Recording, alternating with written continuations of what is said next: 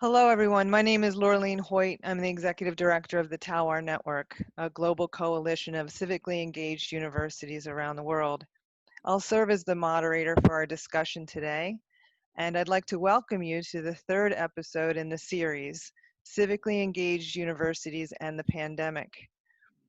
Today, we will examine the role of the civically engaged university during the pandemic with an emphasis on issues of displacement, migration, remote instruction, and economic effects.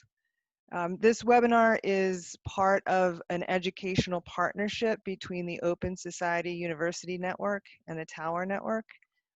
And these two institutions share a global vision of uniting universities around the world in collaborative research and learning and projects that prepare students to become engaged citizens. We feel that this work is more important than ever before. This webinar is part of a project called Communities of Virtual Alliance and Interdependence, fondly known as COVAID. And COVAID is really aimed at supporting civically engaged universities during this time as they respond quickly and positively to the COVID-19 pandemic. And our goals really are to collect and share stories of institutions and individuals who are taking positive steps to mitigate the crisis. We're aiming to document the practical steps and strategies that may be of use to others around the world. And we're aiming to also strengthen public support for civically engaged universities, exactly the types of institutions that we need with all of the changes happening in the world today. And without further ado, I'm absolutely delighted to be here with a fantastic lineup of panelists who will share a variety of perspectives. So let me introduce you to them now. They're from institutions in Hungary, Palestine, Germany, Spain, and Ireland. First and foremost, I'll introduce Miklos Korin, Professor of Economics at the Central European University in Hungary. Next, I'd like to introduce Rebecca Granata, the Associate Vice President for Global Initiatives, Al-Quds Bard in Palestine. Also, we have with us today Agata Lishak, Professor, Bard College Berlin in Germany. We have Nieves Segovia, the President of the SEK Group, Education Group in Spain. And we have a pair of leaders from the University College Cork in Ireland. Maura Leanne, she's a senior lecturer, and also Vera Stojanovic, who's a student leader there.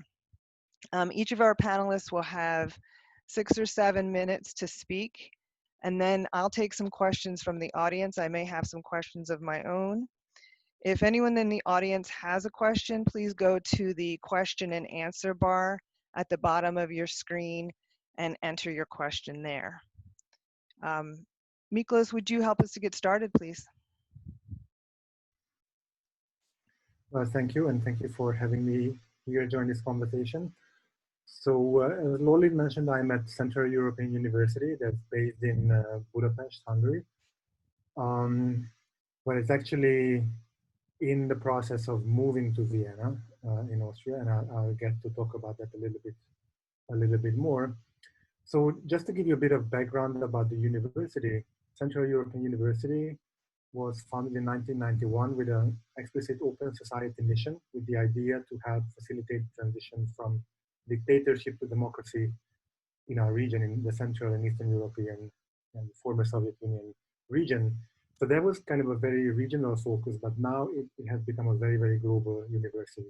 Our students come from more than 100 countries, and our faculty come from 30 countries, so it's one of the most international universities.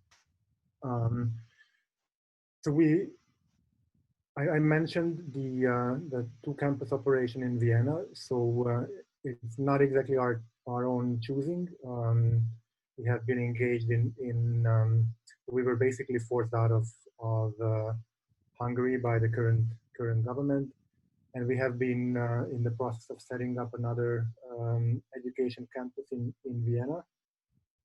So this academic year, the teaching activities were kind of split between Budapest and Vienna, but from next academic year, most of the activities will be based in Vienna. And that actually during the COVID crisis that represented special challenges, but I'll come back to that later.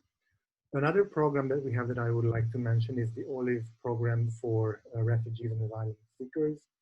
Think about helping them basically integrate into university education. So basically, English courses, preparatory courses for applying to universities. It has been a very successful um, program. Currently, this is also only running in Vienna and not in Budapest for mostly political reasons in the country of Hungary. Um, Before I talk about the specific experience we've had with respect to the pandemic, uh, let me also say a few things about my research. So I'm an economist, and I like to work with data on firms and workers and think about from a large, big data perspective, try to explain behavior from that. So basically, as soon as the pandemic hit, with a colleague of mine, Rita Petve, we started looking at the existing survey evidence on workers to think about who are the workers that are going to be most affected by not only the pandemic, but also the response to the pandemic, like social distancing measures or stay-at-home orders. And I'd be happy to tell you a bit about that research as well. So the fact that we have two campuses, one in Vienna and one in Budapest, this is actually, so these two cities are actually very close to one another, less than 3 hours on the train. And both countries are part of the European Union, so it should be a very, very smooth operation. But something we have seen actually during the pandemic is that even though you're inside the European Union, different countries had different responses to the pandemic, partly because they were at different stages, um, and so countries closed down their borders, they closed down universities and other schools at different times, and so this was very disruptive for our university. Basically, it made it impossible for faculty and students to move between the two campuses. So at some point, the university decided that everyone is going to move back to Budapest from the Vienna campus, and it is still pretty challenging. The border, I think, it's still in the process of opening total free mobility between the countries. So that's, I think, a special challenge for multi-campus universities, and I'm super excited to hear other experiences that my fellow panelists have on this. And so this actually relates to the research that we did with my colleague Rita Petter, because when we looked at which are the jobs and which are the industries that are most affected, or we looked at American survey evidence that asked people what type of tasks they are involved in when they are doing their daily job. Do they need face-to-face meetings and communication with others? Do they have to be in close proximity to others? Do they typically work in cities or more in rural areas? And so using these measures, we try to construct an index of how vulnerable people are to, to the pandemic and also to the economic response to the pandemic. And as you can imagine, some of the jobs and some of the industries that we have identified as most affected are actually universities and other forms of education. There's a lot of face-to-face interaction. Students are very close to one another. So from a kind of a health control perspective, this is definitely something that university closures were one of the first interventions that the government did.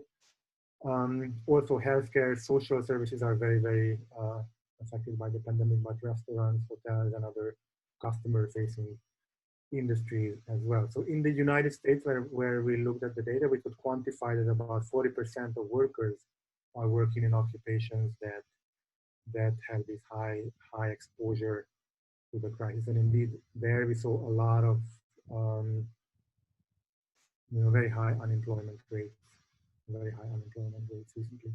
So I think the specific university experience that we've had partly reflects that universities are very much about face-to-face interaction, and this has been severely disrupted. Now, of course, as most everyone else, we switched to online modes of instruction, and it has worked quite well in a good number of cases. But we could also identify certain issues that I think are important to keep in mind for the future. So one thing to keep in mind is that the different type of courses might be very difficult to take fully online.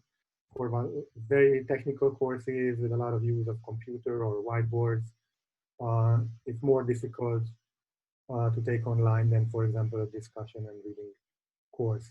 One thing that I think is very important is also the equity issue. Do all the students have access to the right computer and the right speed of internet to follow an online course to the same degree?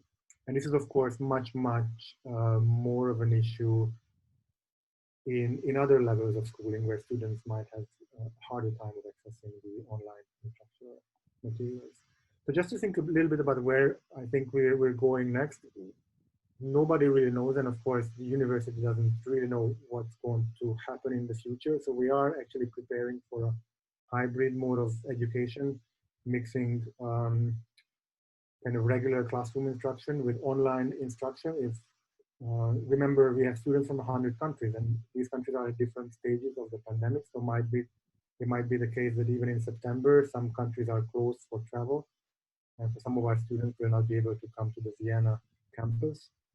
So we are making preparations for this kind of hybrid model. But I think, again, it's very important to keep in mind that we want to make sure that the student experience would be equal across the students, right? So if you're an Austrian student and you can walk into our campus in Vienna, you should get the same level of education as if you're from somewhere abroad and you were not allowed to join on campus and you're following online. And that's, of course, very difficult to ensure, but this is something we are working on right now. And again, I would be curious to hear your experiences and thoughts about this. Thank you. Thank you, Miklos. Rebecca? Hi, everybody, and thank you for joining us. It's great to get a chance to talk to everybody.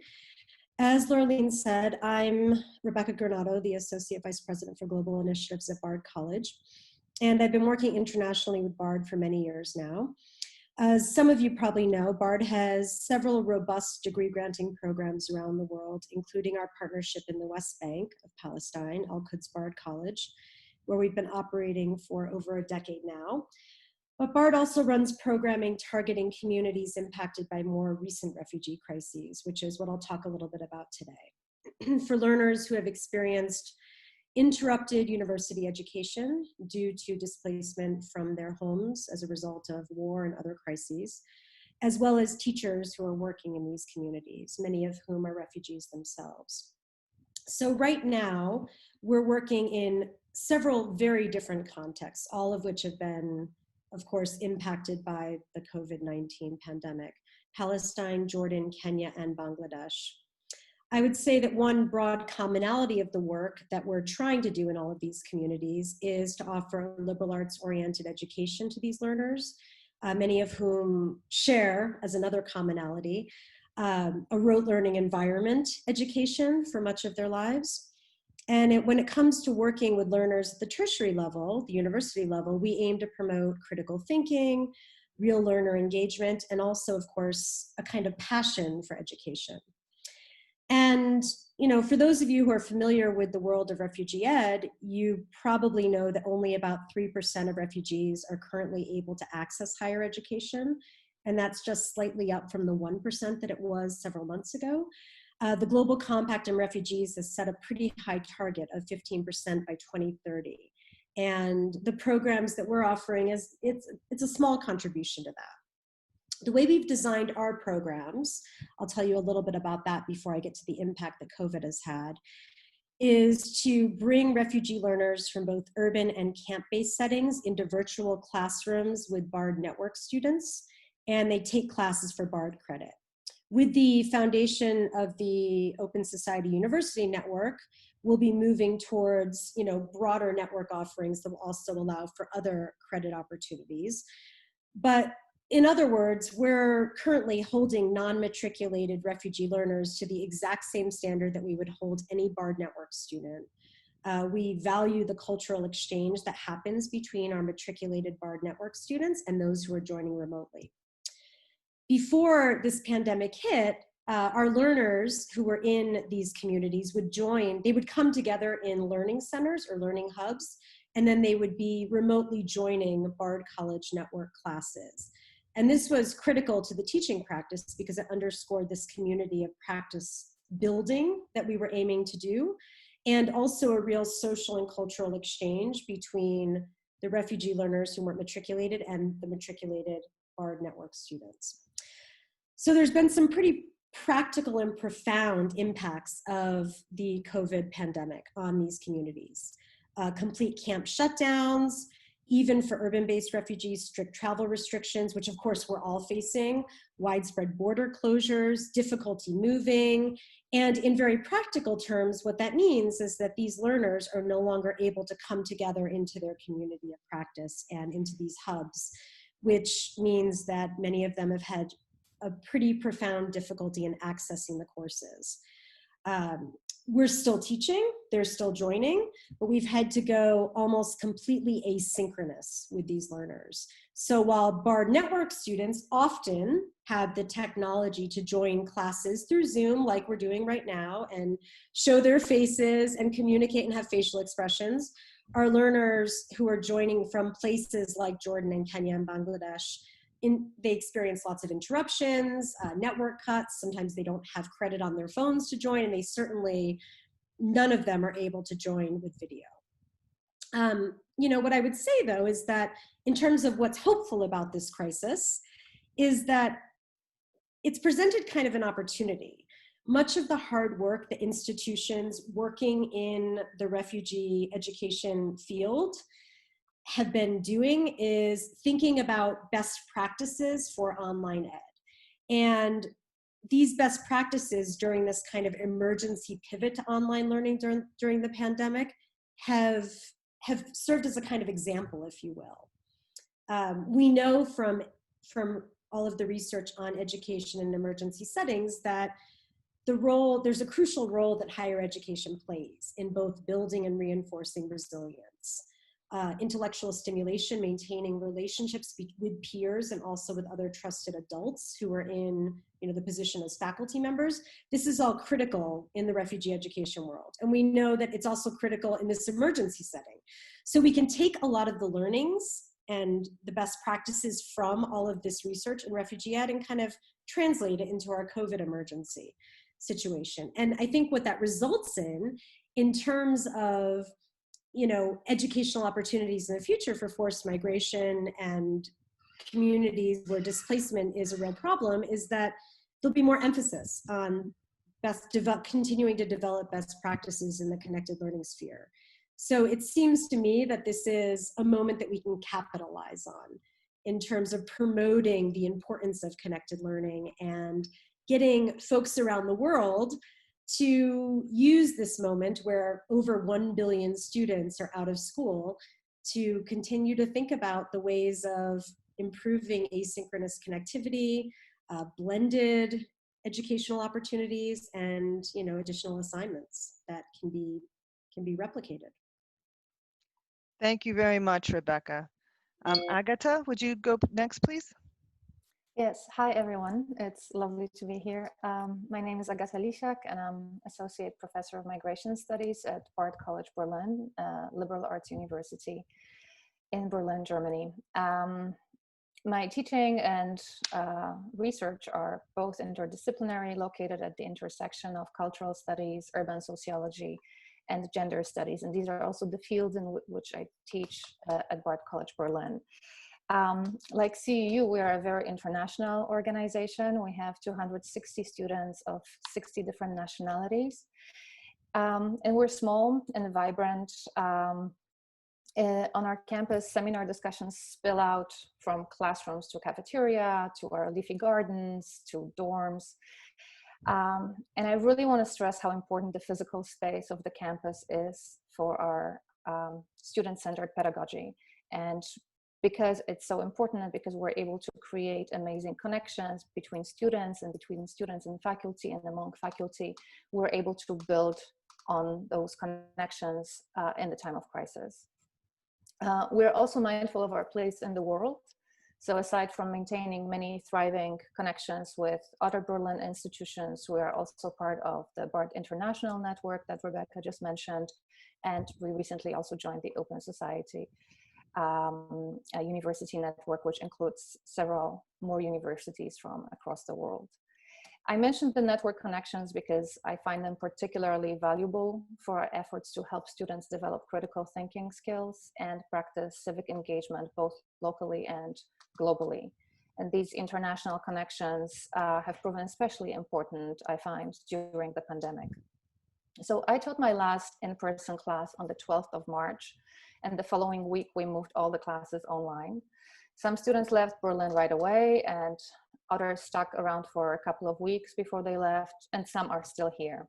So moving my classes online meant moving them across several time zones and keeping in mind that some students had unstable internet connection or were unable to access some websites because of the restrictions in the countries that they returned to. So synchronous teaching was not always possible. And we, both professors and students, had to be very flexible and inventive. But all in all, I think that we did a pretty good job.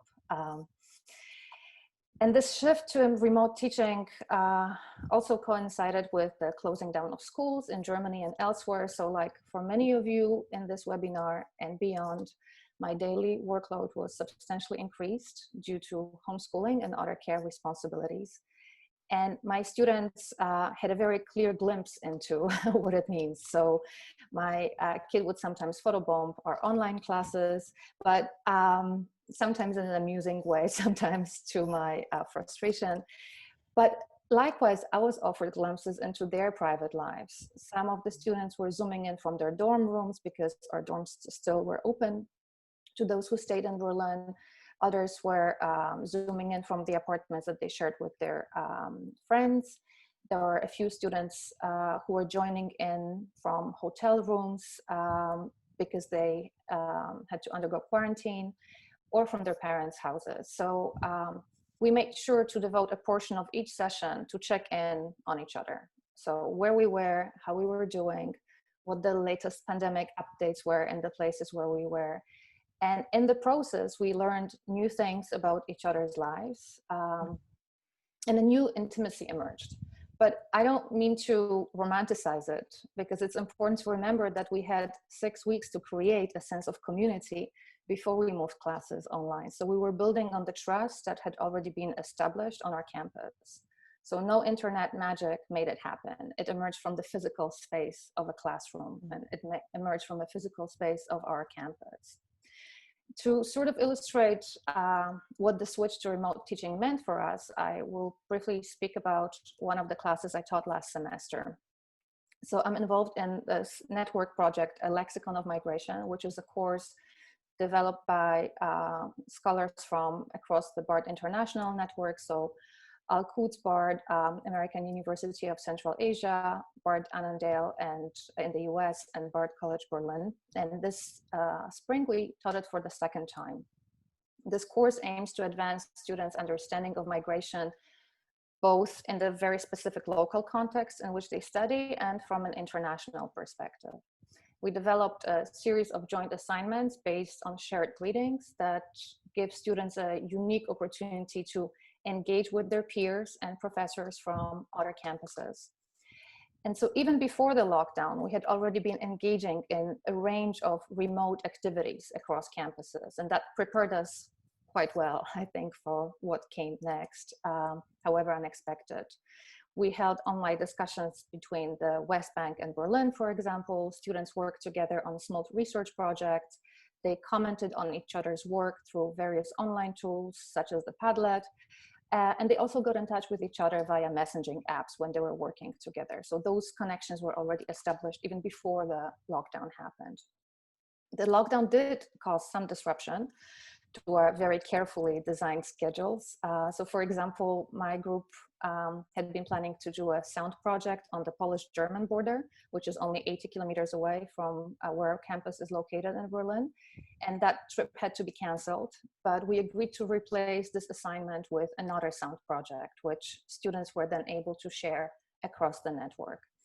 And Al-Quds BART students created really amazing mixtapes of migration that they shared with everyone through a website. And you can actually tune in to Radio Al-Hara tomorrow to listen to those sounds. I can share the link later. I really recommend it. This is really beautiful, inventive, and inspiring work that radiates hope and resilience, and it offers so much that we can build on in the coming months. And so in preparation for the fall semester, like CEU, we're also currently planning all courses as blended learning seminars, so connecting in-person and remote teaching. We expect that many students will be able to join us in person on campus in Berlin, but we also understand that travel may be difficult or impossible for some students, so we are working out a format that will allow them to join their peers through online teleconferencing and through a range of synchronous and asynchronous assignments. And of course, our goal is to, and our hope is to reunite with everyone on campus. I recently read a short piece by Samantha Hill from BART's Hannah Arendt Center, in which she argues that the private sphere of the home cannot replace the physical space of a classroom. When students walk into a classroom and sit down at the table to learn, discuss, and debate, they appear in a very Arendtian sense before one another as equals. For an hour and a half, the only thing they have to focus on is what is happening in front of them. And I also agree with Hill that the physical space of the classroom must be protected, as it helps reduce inequalities among students. I do think, however, that there are important lessons to be learned from the current situation, and that some of the tools we develop now can be utilized in the future, as Rebecca just mentioned. The new assignments that we have developed to enable remote participation can bring students and faculty in conversation with each other across borders. And there is an amazing range of these tools. Some of them have already been included on the OSUN website.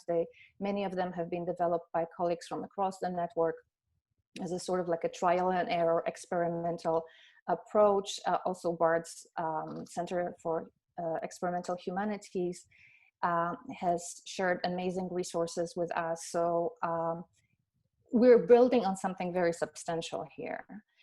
And because the COVID-19 pandemic and other ongoing crises, racism, poverty, transphobia, are global crises, they command international solidarity. And I believe that network classes can help students develop such solidarity, learn from each other, and jointly develop tactics and strategies for social justice. Thank you. Thank you so much, Agata, for those remarks. Nieva Segovia, please. Thank you very much, Laureline, and thank you to the Talwars network and OSUN, for not just for this invitation, but for the very relevant work that you are undertaking. And thank you to all my colleagues this afternoon for sharing your practice. As Laureline already mentioned, I'm the president of SEK Education Group, which consists of 9 pre-K to 12 international schools, most of them in Spain, but also in Ireland, in France, and in Qatar, and the University Camilo José Cela, which is based in Madrid, in Spain. Our group was founded in 1892, so we pride ourselves of a long tradition in innovation, and of course, because we cover the whole lifelong learning cycle from 4 months old to, well, the rest of life, this allows us to explore many very exciting learning opportunities across, as I say, the whole lifelong learning cycle of anyone. As you probably know, Spain has been very badly hit by COVID. We have been now for 12 weeks in lockdown. Madrid, as of today, is coming into phase 2, which means that we will eventually start to go back to life, to what used to be regular life.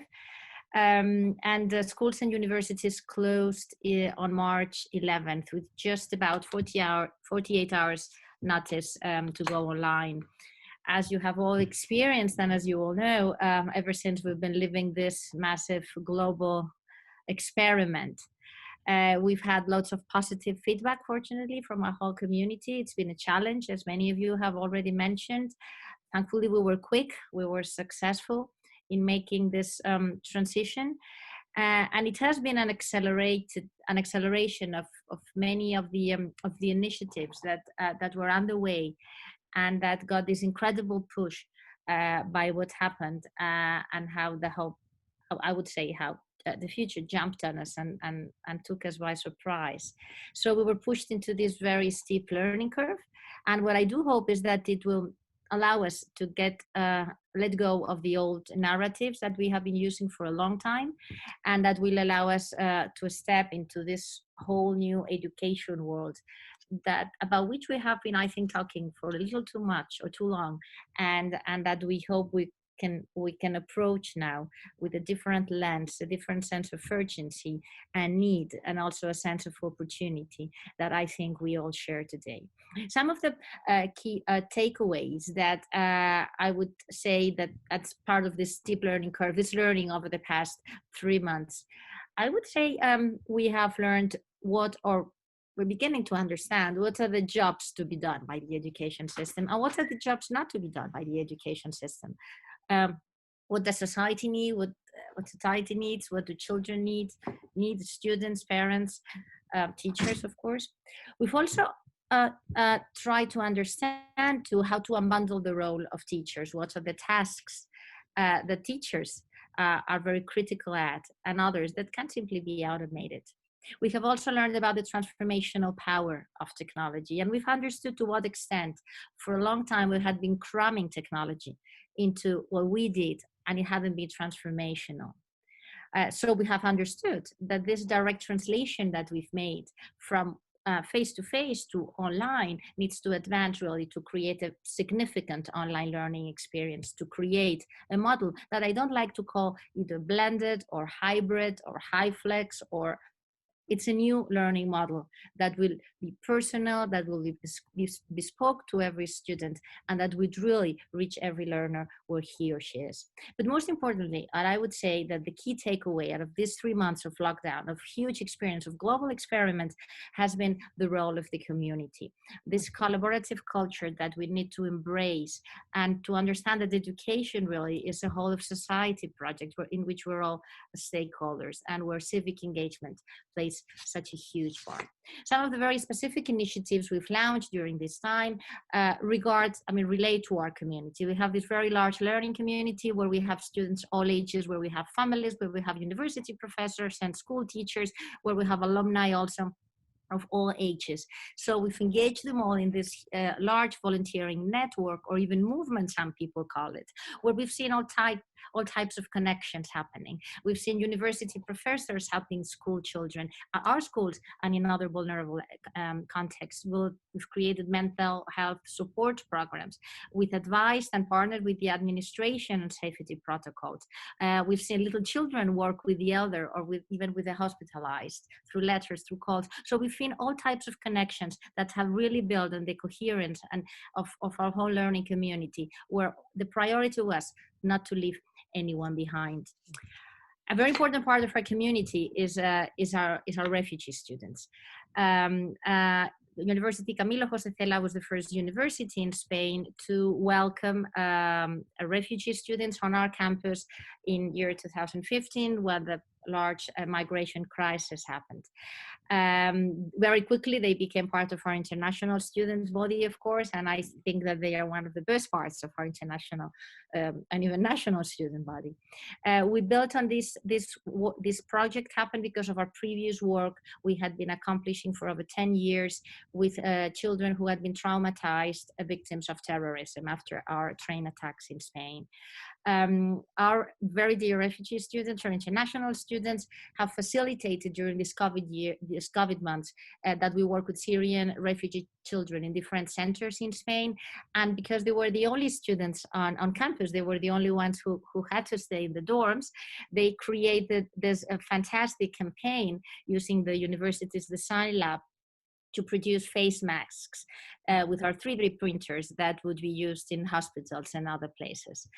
Our work with refugee also extends to refugee camps. So we have been working for some time now in Kakuma refugee camp in Kenya, where we are developing a teacher training platform that's low cost, personalized, scalable. And I'll tell you a little bit about it in a few minutes.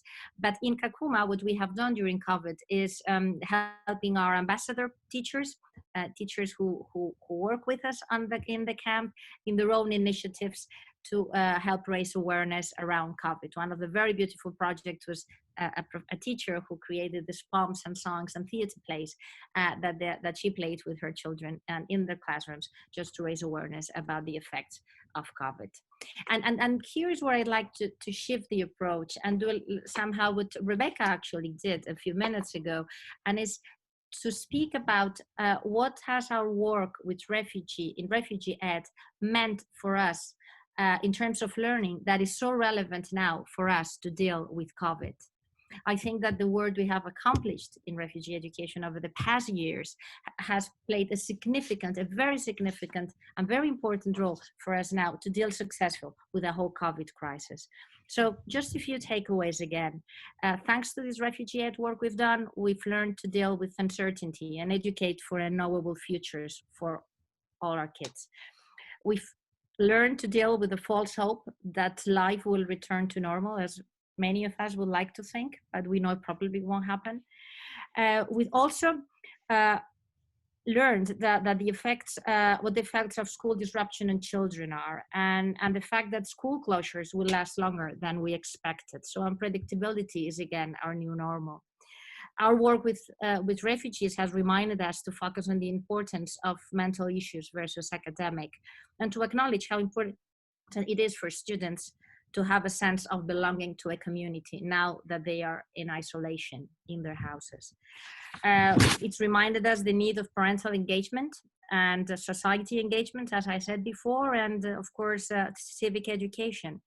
And it has accustomed us to grapple with complexities of emergency remote learning and how the lack of basic technologies can broaden the gaps we deal with.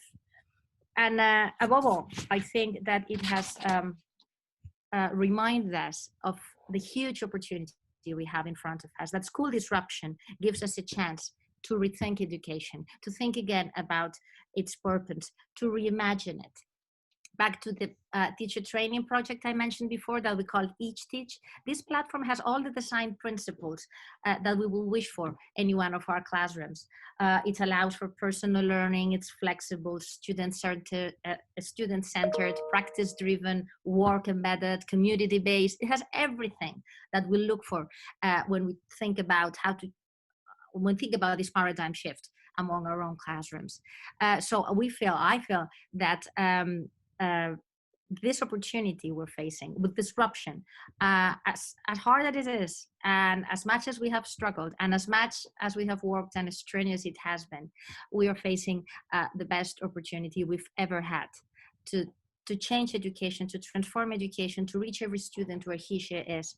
And thankfully, there was some good out of all the work we did over the years with the most vulnerable contexts and communities who needed us at a time. So I think, just to finalize, it's time to repurpose education.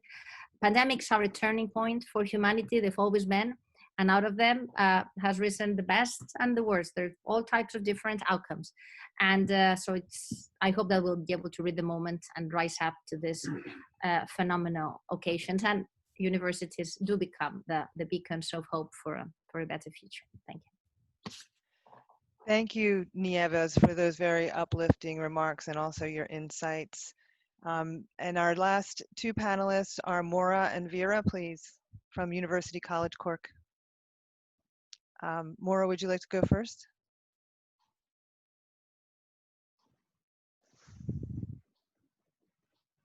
Javier, would you like to go ahead and get started? Yeah, so thank you Thank again you. for having us. I just want to take a few minutes just to talk about, so myself and Mara are part of the University of Sanctuary movement, which is what she'll be discussing. But just to kind of highlight first the people that we work with and how they are affected by COVID-19. So I wanted to first discuss the direct provision system in Ireland, which is a system of asylum accommodation used in the Republic of Ireland, which is managed by our Department of Justice. So the system was initially introduced as a short-term solution to accommodate people who are seeking asylum in Ireland, providing food, basic necessities and board for no longer than 6 months.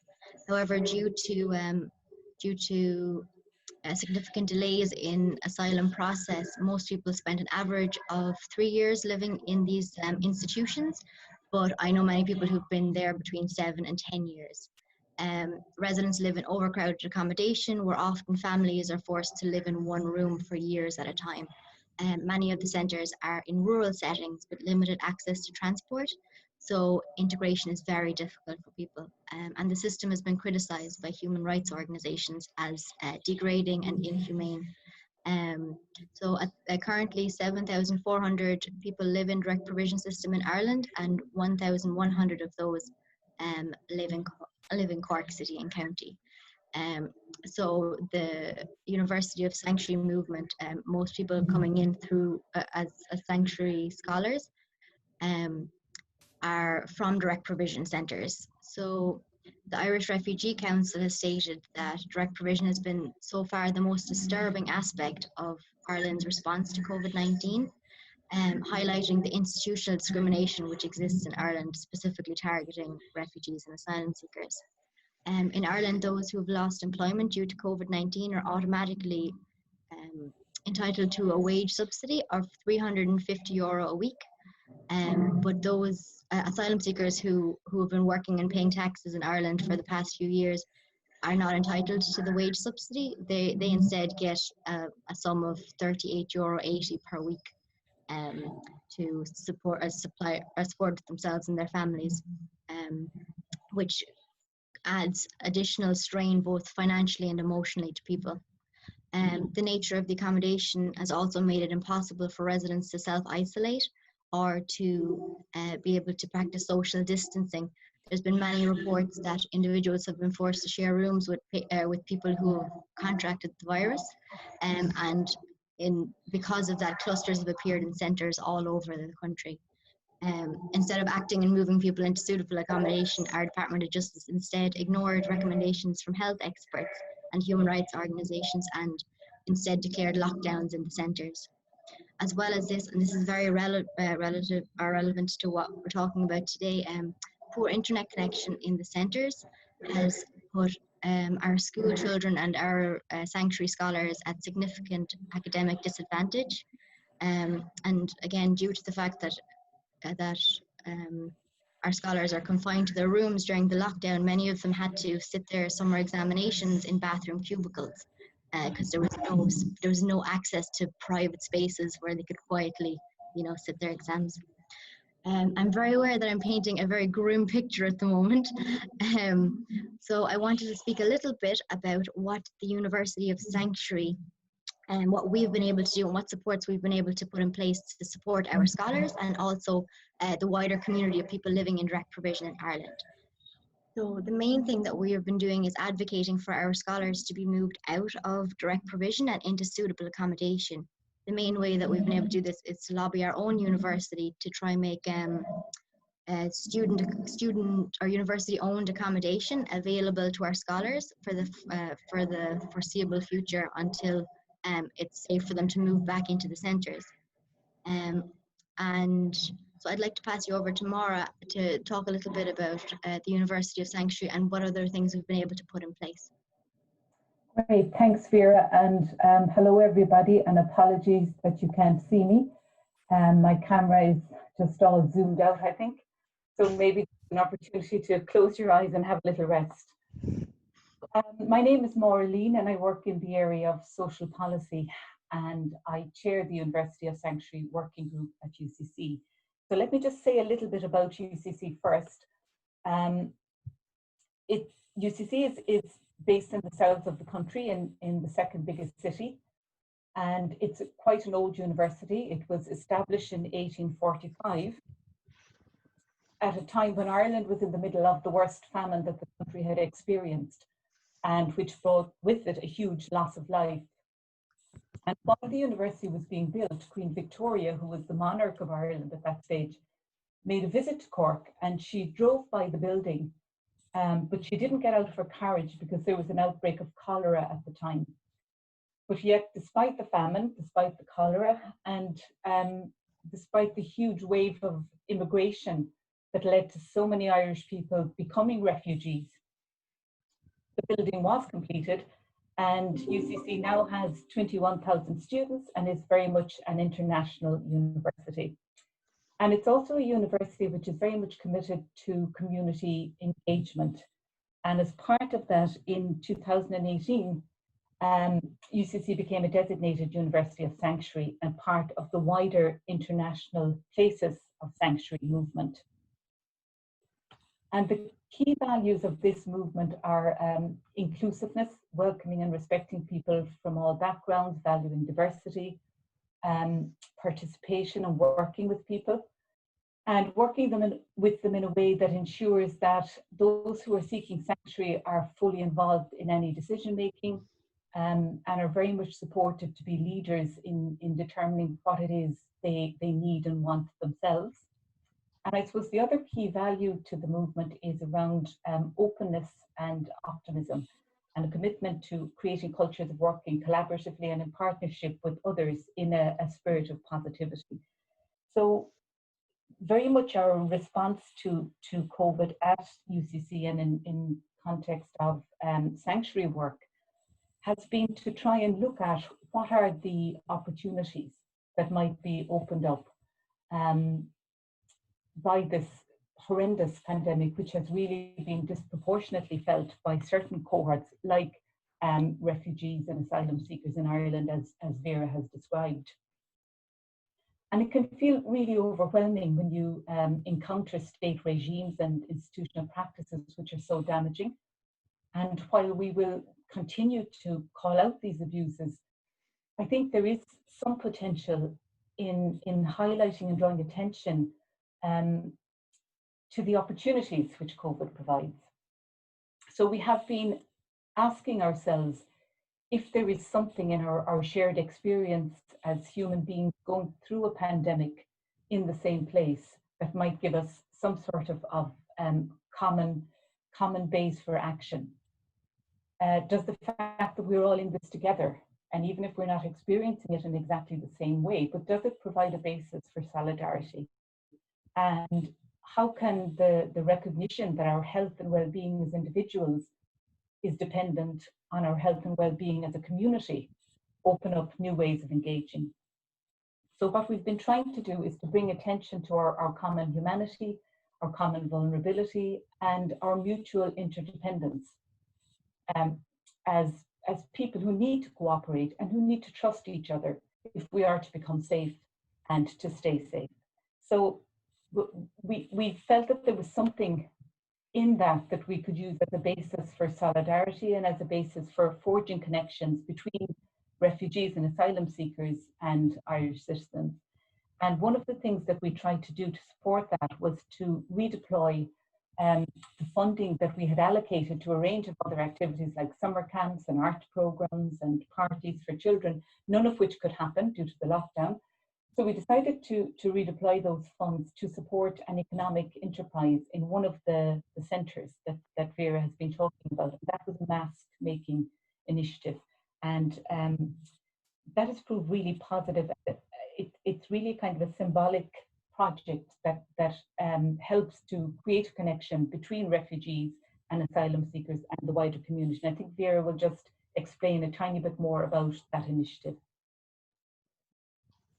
Yes, so the Sanctuary Mask Initiative was set up by myself and a number of other people involved in the working group of the University of Sanctuary. The Sanctuary Mask Initiative is it was created in response to the COVID-19 pandemic, and we've recruited 20 women living across 5 direct provision centres in Cork City and County. So at the moment, we've over 9,000 reusable hygiene masks that the women have made. We've been able to provide 3 masks to every man, woman and child living in all direct provision centres in Cork. And we've also been able to make a further number of masks to give to vulnerable community groups and also to volunteers on a that work in a non-medical capacity.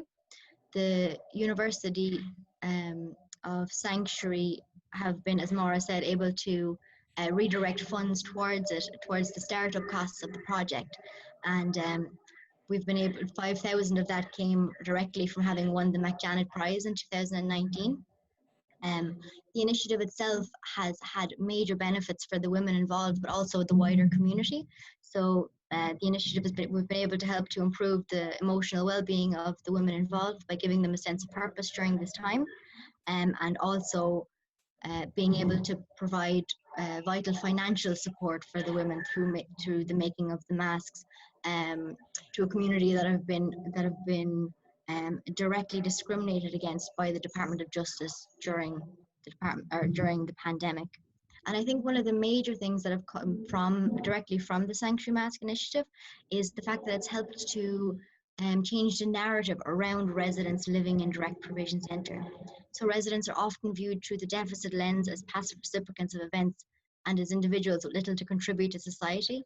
But what we've been able to do through the initiative is to harness the strengths of this community and also to highlight their agency in response to the COVID-19 pandemic.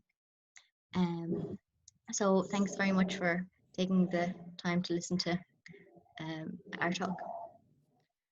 Thank you all so very much for your very powerful insights and contributions, and for the work, more importantly, that you're doing with your local communities during this difficult time, and also for your hope and your courage and your persistence. So I just want to say those words. I'm watching the clock and I see we're running out of time, and I'm sure we could all talk a lot more about these very important issues. So I want to ask one fairly significant question and ask each of the panelists to respond to it before we end for today.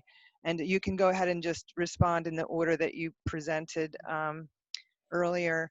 But as we enter this moment, and I'm really just picking up on the themes and the things that you've said, and looking for the patterns across all of these varied experiences, you've all pointed to this moment as being a major shift, as being a significant moment in the evolution of our planet and our species, if you will. And you've all really highlighted that the pandemic and the crisis has accelerated and also shined a light on existing inequities. And at the same time, as brutal and as difficult as those inequities are, you've made some very hopeful comments, and you've learned about the ways in which we can build trust and solidarity through this experience. And I think I'd be remiss if I didn't, say George Floyd's name and just acknowledge that we really are in this moment of solidarity with countries around the world. We've got 50 states in the United States that are protesting. They're using their bodies to demand human rights, to end structural racism and state neglect and abuse. And we are in solidarity with Brazil and Kenya and Japan and Korea and France and Lebanon, and the list goes on and on. So similarly, the stark realities of the pandemic underscore inequities for so many communities, in the same way that the Black Lives Matters movement is underscoring inequities. And the theme and the focus of this work is really around civically engaged universities as a distinctive type of institution. The kinds of institutions that don't turn their back on communities, that work in partnership with communities, and that co-generate knowledge with communities to address pressing issues. And so with this idea of civically engaged universities and all that we're facing around inequities, I'd like to hear just your preliminary thoughts. It's a big question around higher education reform. What is it that we might envision that might seem nearly impossible or seem like something that would face a lot of challenges? But in a dream world, if there was some way that you could really reform the system of higher education and rethink the way these institutions function in society, what would you like to see? And Miklos, if you would get us started. So I think this is a great question. Of course, we've been thinking a lot about what the future brings, and it's very hard to tell. But one thing that came to my mind is think about online education and online meetings, and the kind of webinar that we are engaged in now. One force that it does is it seems to make accessible knowledge for a wider audience, and that sounds like a great thing. You can participate from all parts of the world. So I think at first it sounds like a great equalizing force, because wherever you are, you can join in these discussions. But I think if the education sphere were to become more online, I think it would lead to greater inequalities rather than smaller, because then there would be basically a few really top superstar universities spreading whatever they are to people who are well connected to that, either by technology or by social networks. So I think the role of face-to-face presence and presence in your local community is very important, exactly to keep inequality in check. So I think, but I do think that we are, and I partly hope that we are going back to. I think we're going to keep of the some of these online tools that work well, but I think by and large, the role of community and schools and universities will go back to where it was before. Thank you, Miklos. Rebecca? Yeah, I mean, I think, Miklos, what you just said is critical and important about online education possibly exacerbating inequality to some degree, in the sense that, many institutions or many groups of people, because they may not belong to institutions, may not have access to the kinds of technologies that are necessary. At the same time, I think, one of the things that's come out of this pandemic is the ways in which we've all been able to connect and to get to know each other in ways that are unexpected and sort of amazingly productive. I mean, the fact that we're even having this conversation right now. Now, of course, to your point, it's enabled by Zoom, something that not everyone has access to in a low resource environment. But I think one thing that we can learn from this pandemic and perhaps think about in terms of propagating the learnings we have been able to develop and achieve is to think more about the ways we can adapt some of this to low resource environments, and the ways in which we can tap into things like more project-based learning, more writing-based learning, ways of connecting individuals and learners together that will allow them to build trust. I saw that we had a question up here from somebody in California asking about community building and promoting the passionate face-to-face learning through connected learning. And I think, group work and project-based learning and people collaborating we don't necessarily need to have really developed forms of technology. And that's something that it seems like would be a really important higher education reform, thinking more about project-based learning and ways of connecting students. Thank you. Agatha, please. Yes, sort of following up on this and referring to the question, I think what is emerging from this new situation is a shift to more collaborative knowledge production, which is something that, many people have been urgently asking for years, especially within feminist activism and feminist scholarship.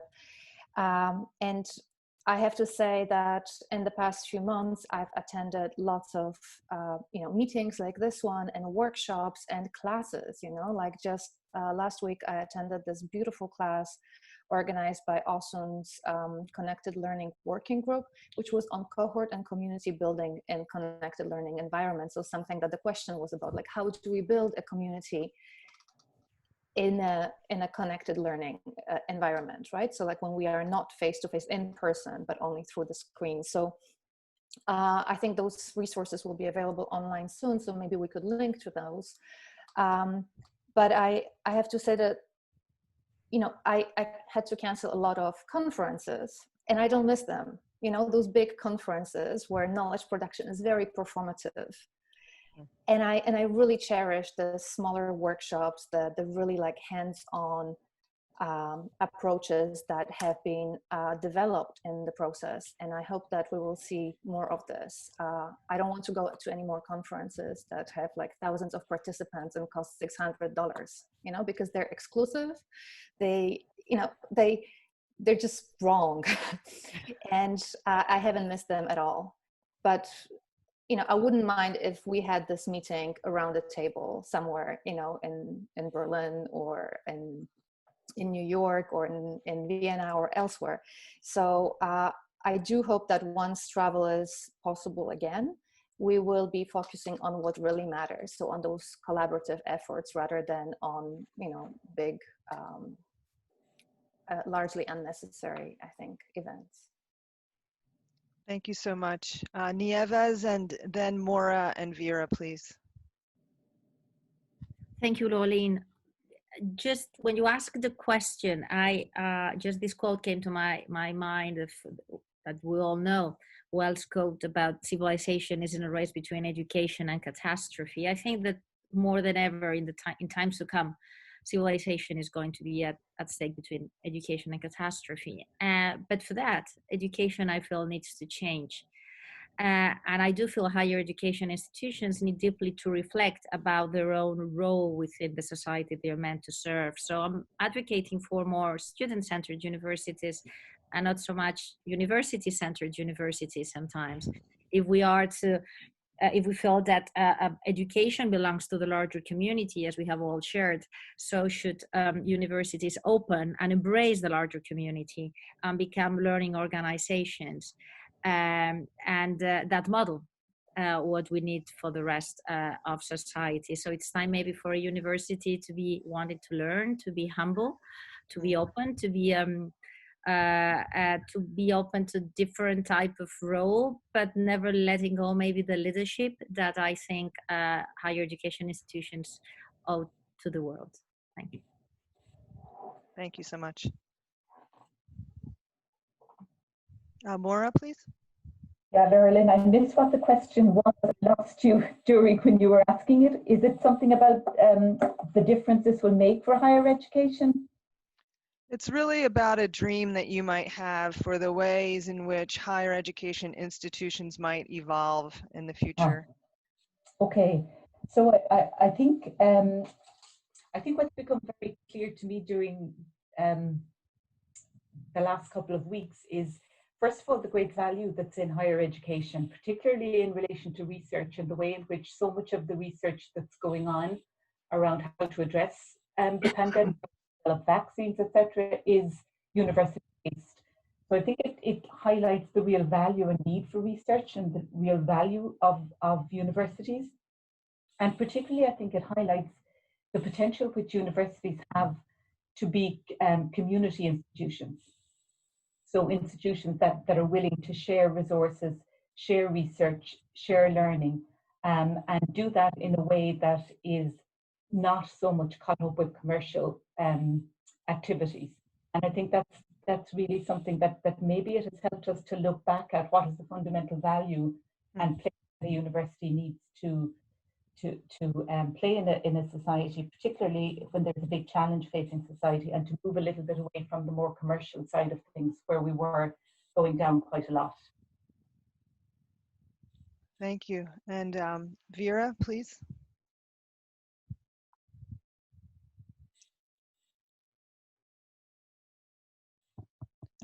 We can't hear you. Did you mute yourself? Yeah, sorry.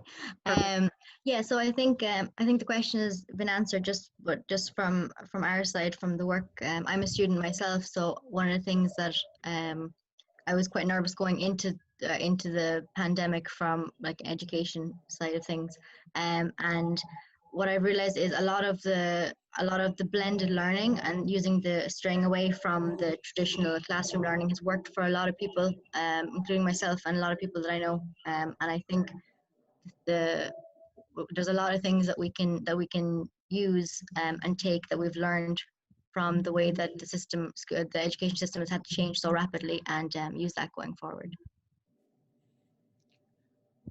Thank you all so much. This has been a brilliant conversation. I really appreciate you taking the time and energy out of your very busy, hectic schedules to contribute to this conversation. I think it's very distinctive with regard to the different perspectives and experiences we have. It's been recorded and we'll be sharing it throughout our networks, and we'll be building on this with some other conversations.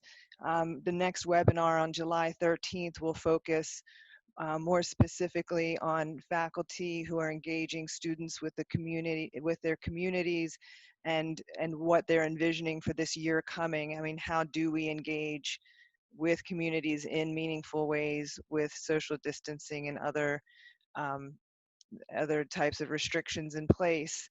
And importantly, I want to say a few words before we close about the Coab Student Engagement Award.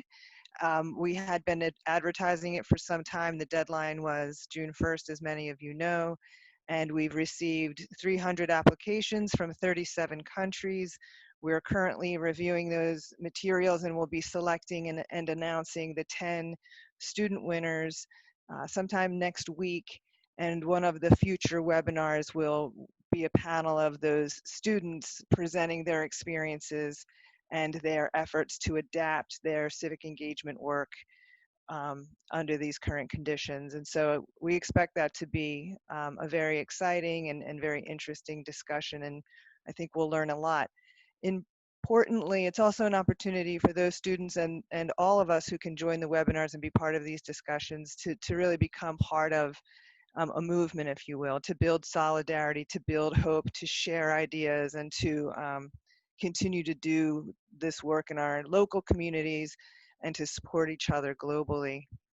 I just wanted to end this particular webinar with a quote from a colleague of mine, Catherine Adora Hoppers. She was born in Uganda. She has a doctorate in international pedagogy from Stockholm University. And I've had the great privilege of working with her, meeting her just a few times and reading a lot of her work. And she has a quote that's really central to this idea of the role of the civically engaged university in society. And she says, or at least to me, it's connected to this idea of higher education reform. She says, the first level of the revolution is not a revolution in technology, machinery, techniques, software, or speed, but a revolution in concepts, and thus the way we think about issues. So I leave with those words and the idea that universities can really play a major role in shaping the minds and hearts of generations to come. And again, I thank all of you for your participation in all of your work. I feel enormously grateful that I've had a chance to meet you, and I hope we meet again soon. Thank you so much.